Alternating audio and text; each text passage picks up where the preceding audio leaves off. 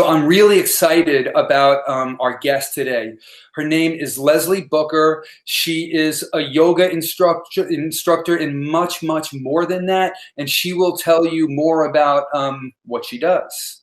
So welcome to the show, Booker. And she goes by Booker, by the way, by her last name. Hey, Brian. Hey, kids. It's so good to be with you all today. As you notice, we're having a little bit of a delay in the transmission right now. So you know what? This is actually a perfect lesson of mindfulness. Things don't always cooperate exactly the way we want them to, but we work with the conditions we're given. So we'll work with this delay right now, and there's going to be a lot of practical tips to help you feel better. So Booker, can you tell us a little bit about yourself? Sure. Yeah. So I am a mindfulness teacher. I was also trained as a yoga teacher. And for many years before all of that, I worked in the fashion industry in New York City.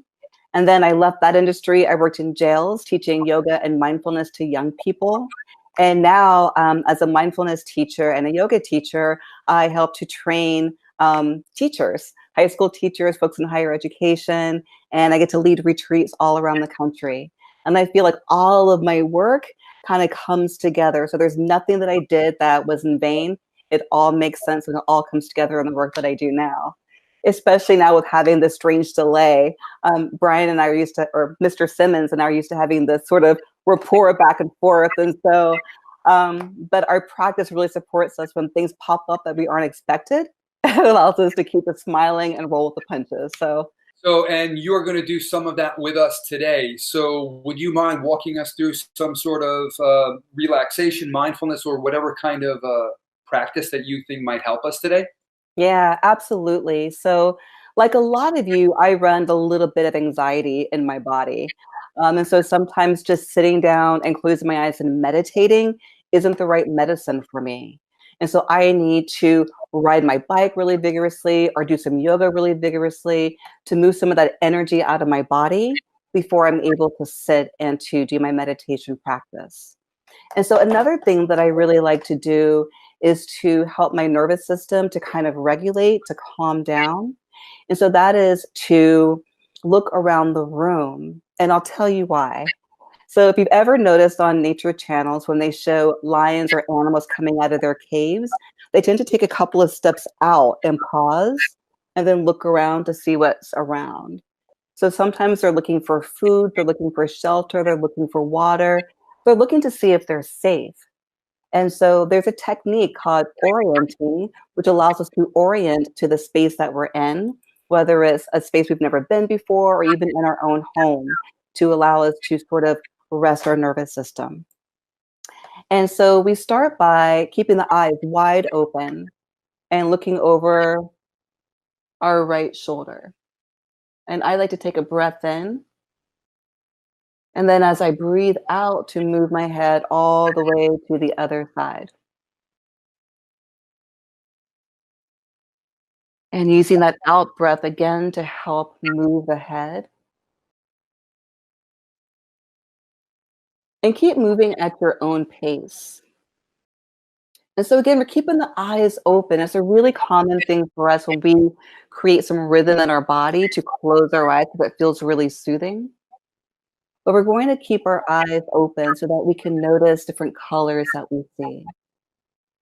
So noticing in the space that you're in, what is red, what is yellow, what is blue,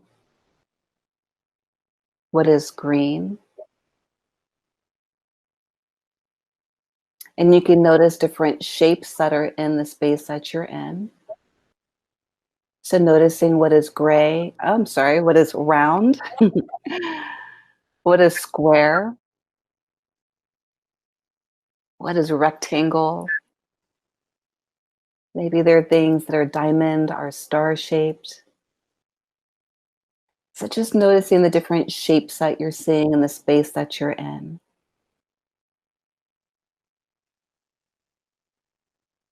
And then noticing that there are elements of nature around. So maybe you're sitting at a window or in front of a door and there's some light coming in. So maybe you can notice the sky. It's really sunny where I am today, so maybe it's noticing the sun or the wind or the rain. Perhaps you have a lot of plants in your home, so you can notice the different plants that might be inside of your home. And then noticing the height of the room that you're in. So looking up towards the ceiling and noticing how much space there is above you.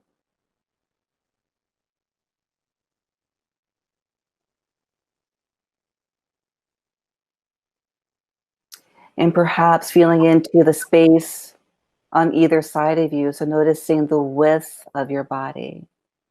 So looking to what's to the right of you, what's to the left of you,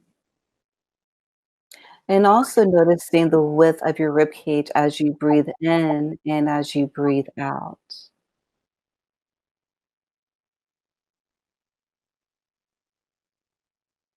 And then noticing the depth in your body. So noticing the space in front of you and also the space that's behind you. And as we're in this place where there might be a lot of energy or hypervigilance or a lot of stress in our lives, we tend to hold that in our jaw, our neck, and our shoulders. So after moving my head from side to side, sometimes I'll just drop my chin towards my heart.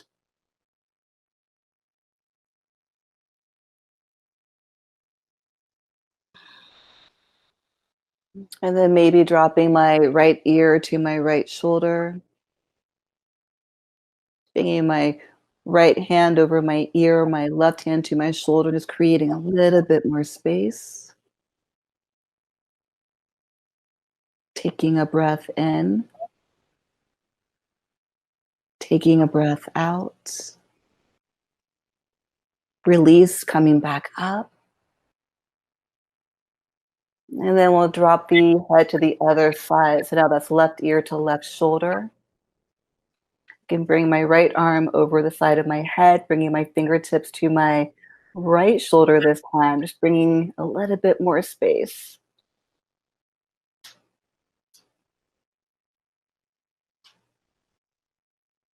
And then letting that go. So breathing my shoulders up, back, and down. And again, breathing up, back, and down. And just feeling how the body is feeling right now. So we can begin to rest our eyes to move into our meditation practice. For some people, resting your eyes means to keep the eyes open, but in a way that we're not really looking at anything specifically, but maybe we're just noticing shape or color or light. So the eyes have this sort of soft gaze over them. For some people, they like to look down to a spot on the floor.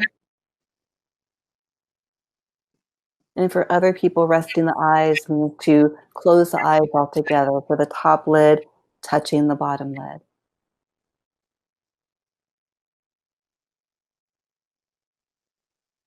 And so just taking a moment to feel how the body is feeling now. So maybe you were scrambling to get computer time or to find the code to log into this call.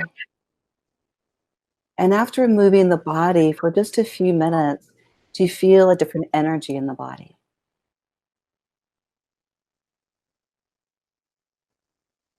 I like to begin by really feeling my feet connecting to the earth. So I'm sitting in a chair today. You can be standing up or lying down, sitting with your legs crossed or in a chair. And I like to just lift my toes, spread them wide, and then to feel my feet connecting back onto the earth. Almost as if there's some roots growing out through the bottoms of my feet and really grounding into the earth. So that sense of connection and grounding and rooting down.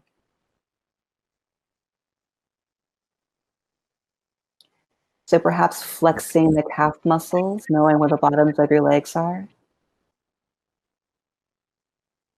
And I like to rock back and forth for a little bit, maybe rocking forward or rocking backwards or side to side, and just knowing what it feels like for my body to be centered. So I'm not leaning too much into the future, I'm not leaning too much in the past, but I'm right here in this present moment right now.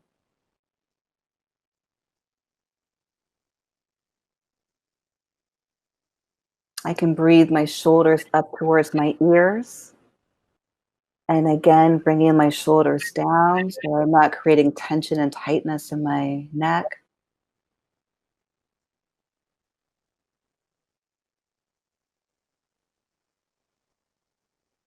And if I'm feeling tension or tightness or agitation, I can always bring a hand to the heart or a hand to the belly. I can wrap my arms around the top of my upper part of my arms to your deltoid to give us a little bit more comfort and ease in the body. It's also nice to give ourselves a little bit of hug in the time of social distancing, of physical distancing. And if I'm having a really rough day, I can bring a hand to the back of my neck and a hand to my forehead.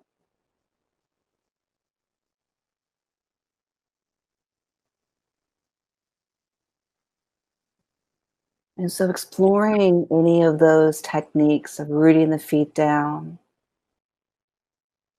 one of the holds that I offered, and seeing what it feels like to watch the breath as it breathes in, watching the breath as it breathes out.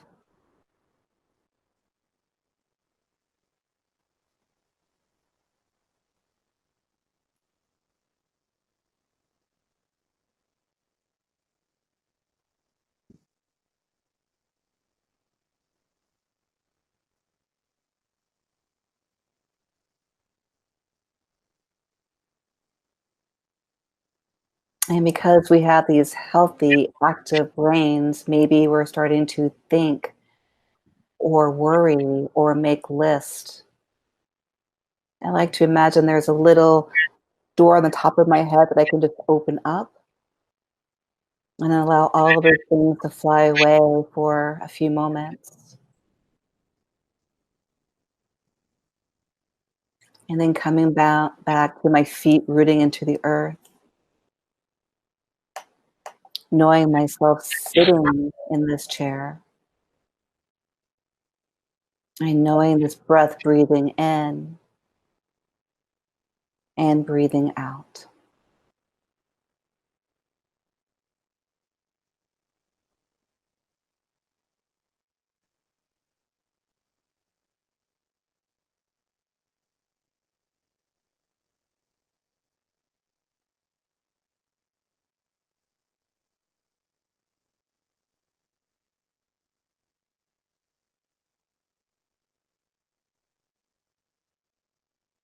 And just staying here in this restfulness with the eyes resting, the breath breathing feels good for you. You can stay here.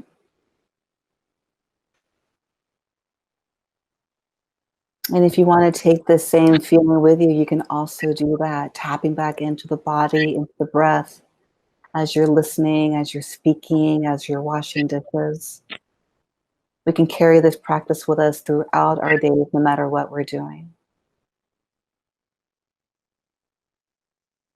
And so when you're ready, you can open your eyes and we'll check in with Dean Simmons and see how he's doing.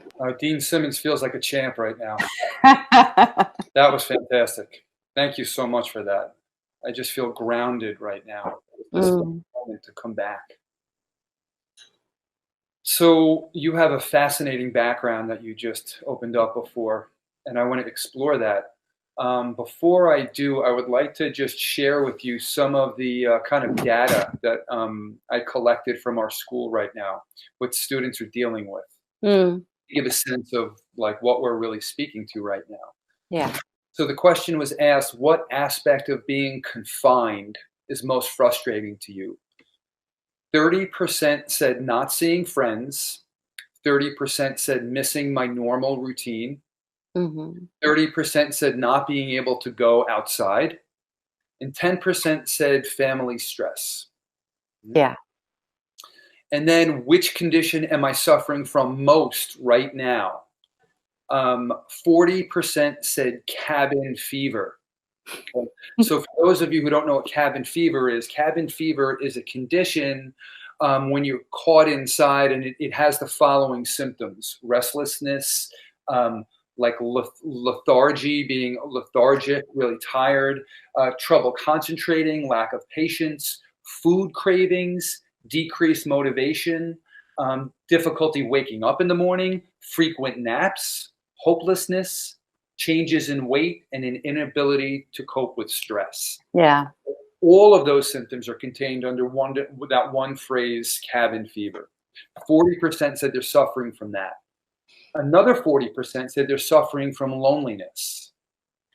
10% said they were suffering from anxiety, and 10% said overall, no complaints. This is what we have going on. Yeah.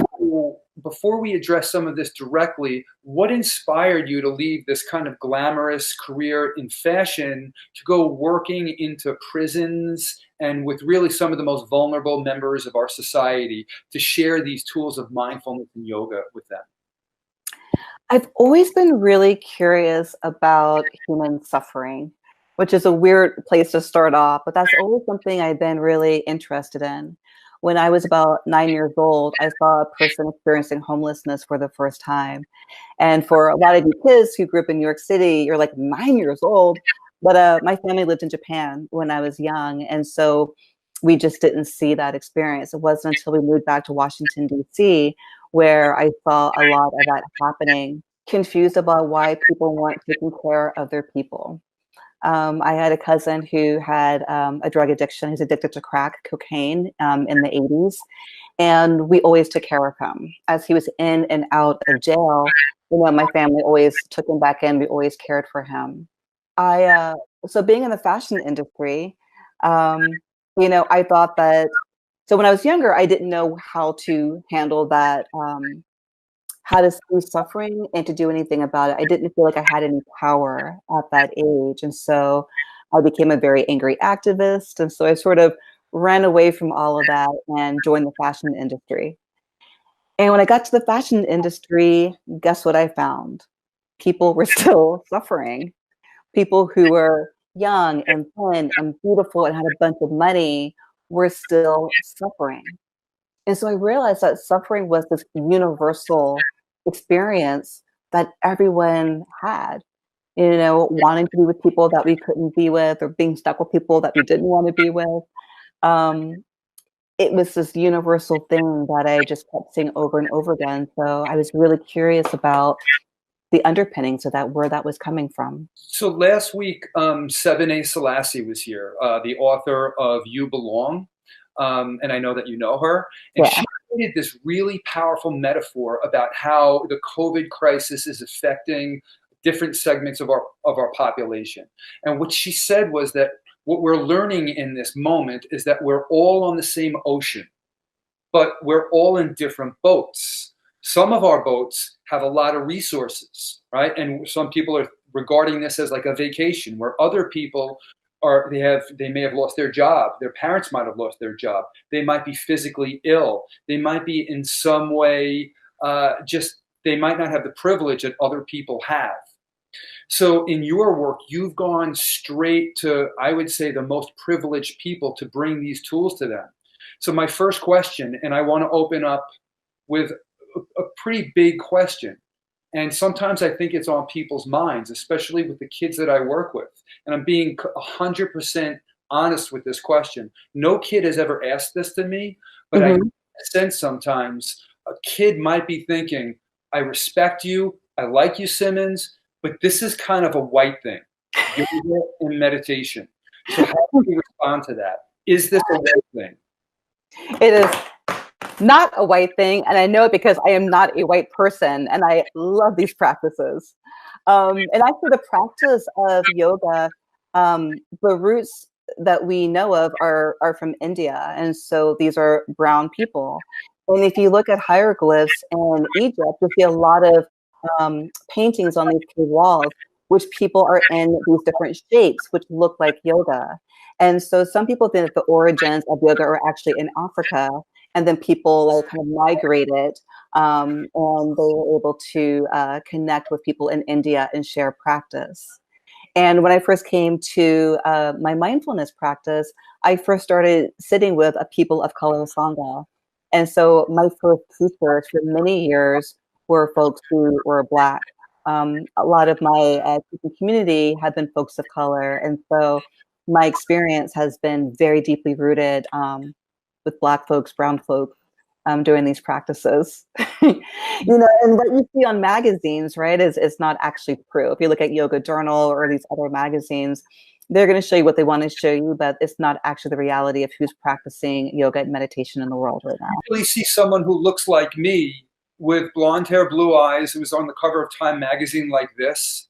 Yeah. It's a very limited picture of what you said before, how this could help people in times like this who have a lot of stress, a lot of suffering.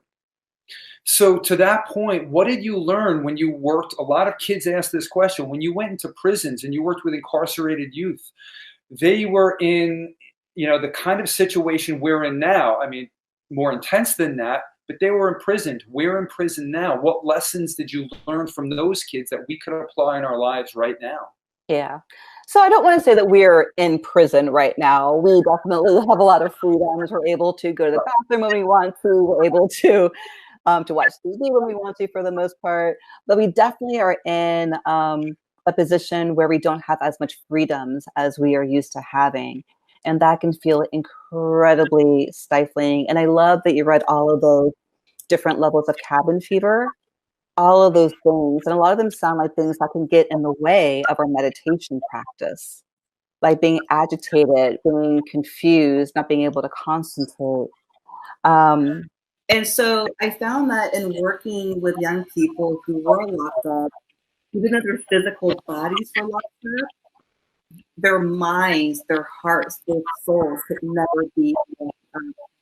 And so my job, I found, in going in and offering the practices of yoga and meditation, was reminding them of their humanity, reminding them that just because their bodies didn't have as much freedom right now, it didn't mean that they had to stop learning and growing and loving and being in their full humanity. I have a question from Caitlin, who's an 11th grader. She says, do you feel that yoga and meditation actually helps with young people you teach? Because I feel like it won't help me.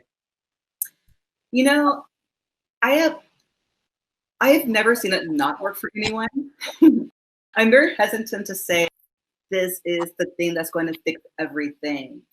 And in my experience, in the 10 years that I worked with young people, and I also work with people who are experiencing homelessness, who are living with addiction, as well as young people who were in jail. And for all of them, it gave them a moment of autonomy. It allowed them to feel like there was choice. It allowed them to have a connection to their breath and their body. And for so many people who, especially living with addiction, there's that disconnect from their body. And so being able to come back and to feel into their body, into their intuition, into their wisdom was huge. Especially in an environment where everyone is the boss over you, where everyone's telling you what to do all the time. There is something really empowering about being able to touch into the experience of your body and knowing, my mind's not concentrated right now. And so not making it be a problem, but just being able to have that clarity and that wisdom, and then to say, you know what, I know that when I'm not concentrated, it means that there's a lot of energy and I probably need to do some jumping jacks right quick or do some push-ups right quick. And that's going to help my concentration. That's just as an example.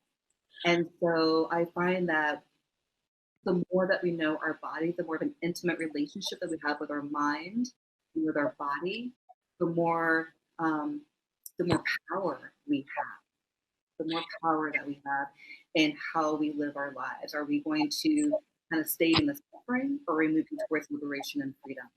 Because we have a choice.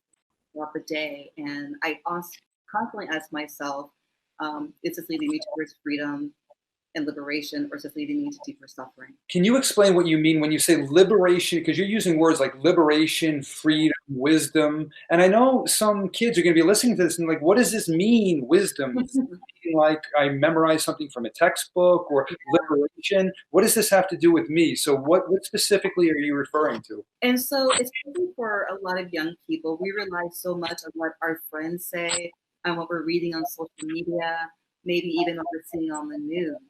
And so we're getting a lot of input from the outside world, and it's really hard for us to understand what is actually true for us. And so when I'm thinking about wisdom, I mean, what we know, it's not about what you're learning from a book, that's more like knowledge, but wisdom is like from our bodies, from our gut, from our heart, what we know that is true for ourselves. And freedom and liberation to me means that I'm no longer listening to these external voices, social media, my friends. I'm actually learning what's true for me. And with that, I'm not bound up in chains. I have freedom because I know what's true for me and I know what I need to move through these things that are keeping me feeling or locked in, or all those things around cabin fever. You know, a couple years ago, I taught a student, she was a 12th grader. Her name was Tanzaya. And she took this, I call this mindful fitness, this class where I teach the kids meditation, some yoga techniques, different things. And this girl, she said it on several occasions. We'd go around the circle and each person would share, you know, some people would say it didn't help, my mind is still racing or whatever. And this girl would pause and she would go like this: when I do this, I am free. Yes. Yes. Some of the kids didn't know what she meant, but I think that's what you're saying, right? One more question here from a ninth grader. Based on what you just said about coming into the body in order to feel grounded and to feel free from the mind that might be thinking and telling you scary thoughts, she says, I don't like my body image. And often the last place I want to be is inside my own body. Wouldn't yoga just make that worse? Mm. Yeah, I've heard that a lot. I've witnessed it a lot. I've experienced it personally a lot. And at the end of the day, we have to learn how to make friends and to love all that we are. And there's some great practices like loving kindness that I think a friend of ours next week will be sharing with folks. Sharon Salzberg next week. Sharon Salzberg, yeah, and I think that she'll probably be sharing some loving kindness with you. And we have to remember that this isn't about the flesh, right? It isn't about the fat on our bodies, the bones sticking out of our bodies. It's not about our bodies that might be differently abled. It's internal. It's our internal experience. And once we can change the inner landscape, the inner voice, we will begin to love the entirety of ourselves. Because we can't choose to love this or hate that or hate this. Like this is one whole being that we start with the internal, and then we'll see how it moves to allow us to find love and appreciation and gratitude for our external bodies. We have a very specific question from Tariq, who's with us live right now. So Tariq, turn your camera on yourself, and I know you have a question. Basically, my question pertains to like during like a time like this where basically we're all cooped inside the house. How do you deal with like the anxiety that comes with it? Because I know when I am sitting down and I'm at home and like everything, like especially like hearing the music and everything, like a lot is like getting to me, and like I get like really worried. How do I deal with that? And so again, there's some background. There's like some. So let me see if I can clarify. So you're saying that how am I dealing with being inside? Can you repeat it again a little louder? I couldn't hear you very well. I said, how do I deal with like the anxiety of like being inside, especially at a time like this, and like hearing everything and on the news and stuff, and it's kind of like making me like anxious and worried. Like, how do I deal with that along with being inside? Yeah, that's a really, really, really great question. Like I said at the beginning, I also run a little bit more on the anxiety level. And so there are a lot of different things that well, actually, my question for you is, have you found anything that works for you? What happens Um, if you notice it, and then what are you trying that might work, that might be useful? um, Actually, I've been trying like a lot of meditation, like because I feel like when I meditate, like I feel like I don't feel like any pressure. I don't feel any type of like stress or anything. I just feel calm. So that's what I've been at least trying. Great. I love that you're trying that. And for me, my anxiety, I think anxiety kind of shows up in different ways. Mine comes up with having like weight, it just feels like there's too much energy in my body and I can't get clear. And so I'm sort of like spinning in circles like this. And so it's almost like when if you're riding a bike and someone like puts a stick in your wheel and it kind of like, like interrupts your bike. So I do things like that, things that I know feel really calming to me. I love to cook. And so I know that if things are just spinning and I can't get clear, I'm like, you know what? Let me just stop everything and let me go cook something right quick. Or let me go and do a downward facing dog or do some push ups or go for a quick bike ride to kind of move that energy through my body. Um, I remember once when I was working in jails, a young girl said that she feels like her mind is like this all the time, just like all these things that she worries about, and her brain feels like this. And when she meditates, it actually kind of goes like this. And so all of those same things that she's worried about are still there, but now there's space in between for her to get a lot of clarity and again, wisdom about what to do next, about what's the most important. And so finding something that can interrupt us, going to something that allows the body to release some energy, doing something that's really enjoyable for us could be really great tools. And then seeing if we can meditate and find some wisdom and some clarity and see if that helps with your anxiety. And the great thing is to first notice, anxiety, and to know what does anxiety feel like in my body. And then after you do one of these things to see is that thing still there or if it's gone. And that's a great way of checking in to see if it's a skillful needs or something that's a really useful thing for you to do. So thank you so much for that, Tariq. That's a really important question for a lot of people out there right now. All right. Thanks a lot, Tariq. And Tariq, I know you like to cook as well, right? We're Food and Finance High School. Tariq is one of our champions here. He makes up a lot of good dishes. All right, Tariq, be safe. Okay. I'll see you tomorrow in open hours. All right. All right. So another 12th grader says, I've tried meditation, but I end up thinking of things I don't want to see or remember. Does this mean it's not working? Not at all. I went through a phase where every time I would close my eyes, I would just have these really horrific visions that popped up. And I realized that was just me kind of working through some stuff. We're living in really scary times right now. And so even, when we're pushing things down, things that we don't want to see or things that we hear in the background, it can come up when there's silence, when we're having dreams at night or when we're trying to meditate. And so this is normal. Again, having a healthy brain right now, we're going to feel fear. And so it makes sense that it's popping up in your meditation practice. And you can bring a hand to the heart, or you can cross your hands over your arms like this and just remind yourself that you're safe where you are. If you can feel your feet on the ground, you can feel your bottom on your seat. Just feeling that sense of rooting down and groundedness and see if that supports you around that. I love how you keep coming back to the body as a means of grounding, because the body to me is really, it's a way to connect to the present moment. Our mind can jump into the past or the future and it can tell a story after story after story. And simply doing what you said, coming back to feeling my feet on the ground, it reconnects me. It's like if you see like a plug in a socket, it gets disconnected, but we reconnect it by feeling my feet, feeling my face, feeling my breathing, and now I'm here. As long as I'm here, I can deal with what's happening. If my mind is off someplace else, I kind of get lost in that, like in a river.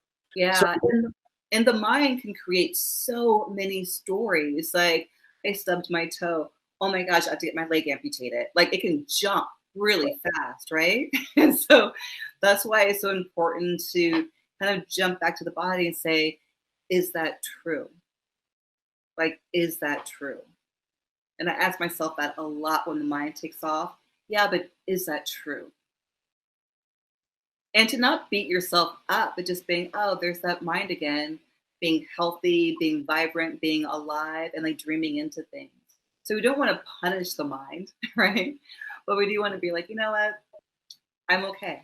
I'm actually okay. probably two more questions left here. We have a 10th grader, and she says, related to that, lately I've been feeling very irritable with my family and friends, and I burst out at them unfairly. Sometimes I'm afraid of losing them because of it. Why is this happening, and what can I do about it? Yeah, we're in a global pandemic. I live with my girlfriend, and we both have parents who are in their 70s, and both of our parents live far away from where we are.